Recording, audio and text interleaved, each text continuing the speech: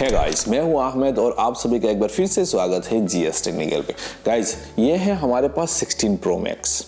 इसको हमने कतार से मंगवाया और एक इंडियन वेरिएंट में और एक बाहर से जो हम फ़ोन मंगवाते हैं उसमें क्या डिफरेंस है और आप मंगवाते समय किन किन चीज़ों को आपको ध्यान रखना है, वो चीज़ आज हम इस वीडियो में बात करेंगे।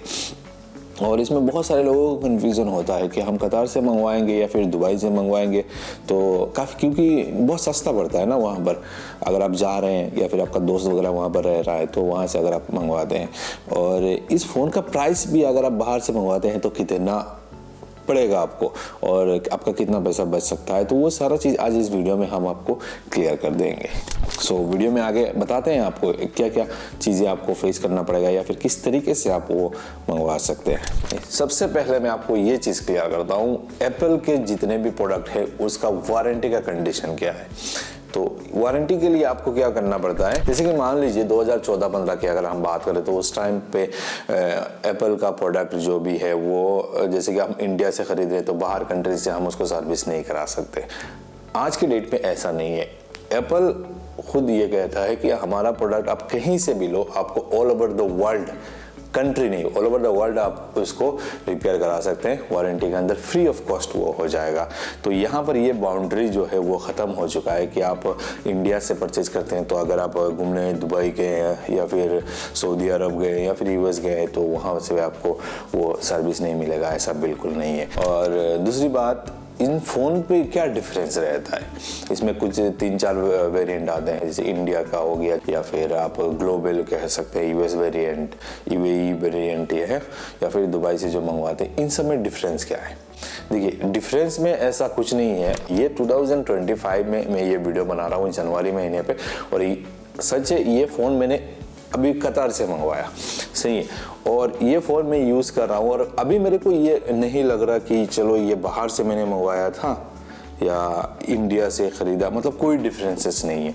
एप्पल क्या करता है इसमें, जैसे कि आप एक फर्स्ट टाइम इसमें सेटअप करते हैं, वहाँ पर आप जिस कंट्री से हैं वो कंट्री सिलेक्ट करेंगे, जैसे वो उसी कंट्री के हिसाब से वो सेट होगा। समझ रहे हैं हमारी बात। और उसके बाद उस कंट्री में जो भी चीज़ें अवेलेबल है वो आपको मिलेगा ऐप स्टोर वगैरह में, सब कुछ में, फेस टाइम वगैरह, जितना भी कुछ चीज़ें हैं वो सारे चीज़ आप इसमें यूज़ कर सकते हैं। इसमें कोई डिफरेंस नहीं है। अगर आप यहाँ पर इंडिया पे रह रहे हो और आप बाहर किसी कंट्री को सिलेक्ट करके वो रीजन करके अगर करते हैं तो वो उसी कंट्री के हिसाब से वो सेट होगा। तो ये चीज़ें हैं। हालांकि आप जैसे कि यूएस वेरिएंट पे उसमें क्या होता है कि आप फिजिकल सिम का ऑप्शन आपको नहीं मिलता, तो उसको थोड़ा अवॉइड करना चाहिए। मतलब मान लीजिए कभी हमारा फ़ोन कहीं इमरजेंसी में वो डिस्चार्ज हो गया, कुछ हो गया, चलो उस कंडीशन पे हम ये सिम दूसरे पे लगा के यूज़ कर सकते हैं। एक सिम तो अल्टरनेटिव होना चाहिए, सही है ना। हमारे पास, हम लोग इंडिया में जो रहते हैं, हम कई लोग तो ऐसे हैं कि हम 3-4-5 सिम रखते हैं। मैं खुद की बात करूं, मेरे पास भी 4 सिम है, सही है ना। मैं एक सिम तो मेरा प्राइमरी हो गया और सेकेंडरी जो सिम है वो मैं कभी कभी चेंज करना पड़ता है हमको, तो वो ई सिम वाला झंझट हमको नहीं चाहिए, तो इसीलिए हमने वो कतार से मंगवाया। और मेन मेजर बात अगर मैं करूं तो ये फ़ोन अगर आपको ख़रीदना है बाहर कहीं से तो आप एप्पल स्टोर से ख़रीदना है या फिर किसी लोकल मार्केट से ख़रीदना है। इसमें बहुत बड़ा एक 2 चेंजेस है, मैं आपको बताता हूँ। बाहर किसी भी आप एप्पल ऑथराइज स्टोर के अलावा अगर बाहर कहीं से अगर आप ख़रीदते हैं और उनको वो जो बिल आपको प्रोवाइड करते हैं उस बिल से आपको वारंटी शायद कहीं नहीं मिल सकता, या फिर कोई सर्विस सेंटर, ये service centre to service centre vary करता है। अगर उनको कुछ शक लगता है कि नहीं ये फ़ोन आपका नहीं है तो इस हालत में, कंडीशन पे आपसे वो बिल मांग सकते हैं। वैसे तो बिल की ज़रूरत नहीं पड़ती, सीरियल नंबर डालने से उनका एप्पल का पूरा डिटेल्स आ जाता है। इसका इकोसिस्टम इतना बढ़िया है ना, और मतलब क्या ही बताएं, ये सभी जानते ही हैं। ये चीज़ अगर मैं यहाँ पर मान लो मैं अगर बाहर किसी कतार के बाहर किसी शॉप से अगर वो ख़रीदता तो मेरे को और थोड़ा कम पड़ सकता है। यहाँ पर 1,02-3 हज़ार रुपये मेरे को मिल जाता है। लेकिन उसमें क्या है ना, उसमें जैसे वो सीरियल नंबर आप डालेंगे एप्पल के वेबसाइट में, वहाँ पर शो करेगा this phone is already purchase, मतलब 2 महीना 1 महीना पहले ऑलरेडी वो बल्क में परचेज कर लेते हैं और वो एप्पल के वेबसाइट में शो हो जाता है कि ये फ़ोन कोई परचेज कर चुका है, लेकिन उसमें एप्पल आईडी एक्टिवेट नहीं हुआ अभी तक। तो उस कंडीशन पे आपको, अगर आपको एक 3 महीना पुराना मतलब परचेज दिखा रहा है वहाँ पर, तो यानी कि उस हिसाब से ये 3 महीना ऑलरेडी ये फ़ोन का हो चुका है, परचेज किया हुआ, यानी कि आपके 1 साल में से 3 महीना कट चुका है। और ये चीज़ हर कोई नहीं चेक करता और इसीलिए सिर्फ सस्ते में चाहिए बोल के हर कोई जानता है 1 साल में एप्पल का प्रोडक्ट ख़राब नहीं होता, तो वारंटी के चक्कर में वो लोग नहीं जाना चाहते, तो इसलिए से कह लो 2-3 हज़ार 4 हज़ार रुपये बचाने के लिए बाहर से कहीं से वो परचेज कर लेते हैं। लेकिन मैं जो रिकमेंड करूँगा भाई, ये सारे जो भी चीज़ है ना, ये टेक्निकल चीज़ है, इलेक्ट्रॉनिक चीज़ है, कभी कुछ भी ख़राब हो सकता है, ठीक है ना। तो इस कंडीशन पे अगर आप आ गए तो यानी कि एक नया फ़ोन लिया और चलिए आप मान लीजिए फ़ोन कुछ ख़राब हो गया, तो उसको फ़ोन को ओपन कराएंगे, मतलब बहुत सारे मतलब पैसे यहाँ पर खर्च होने हो जाएगा आपका। तो मैं रिकमेंड करूँगा, अगर आप जब भी आप ख़रीदें उस कंट्री का ऑफिशियल एप्पल स्टोर से खरीदें। तो जैसे आप एप्पल स्टोर में खरीदेंगे, वहाँ से आप अपना आईडी एक्टिवेट करेंगे, तो उसी दिन से आपका वारंटी जो है वो स्टार्ट होगा। तो ये चीज़ बहुत अच्छी तरीके से आप ध्यान रखे करें। और कोई भी सिर्फ यही फ़ोन नहीं, अगर आप इंडिया से भी खरीद रहे हैं ना, लोकल दुकानदार आजकल बहुत सारे स्कैम करते हैं, यही प्रोडक्ट बाहर से मंगवाते हैं और इसे शील्ड जो है वो 100 रुपये में मिल जाता है, उसको ओपन करते हैं, उसमें एक्टिवेट कर देते हैं और यही प्रोडक्ट आपको सस्ते में दिया जाता है नया बोल के। हालांकि वो नहीं होता, ये ओपन बॉक्स्ड फ़ोन होते हैं जो कि आपको सील पैक बोल के दिखाया जाता है आपको।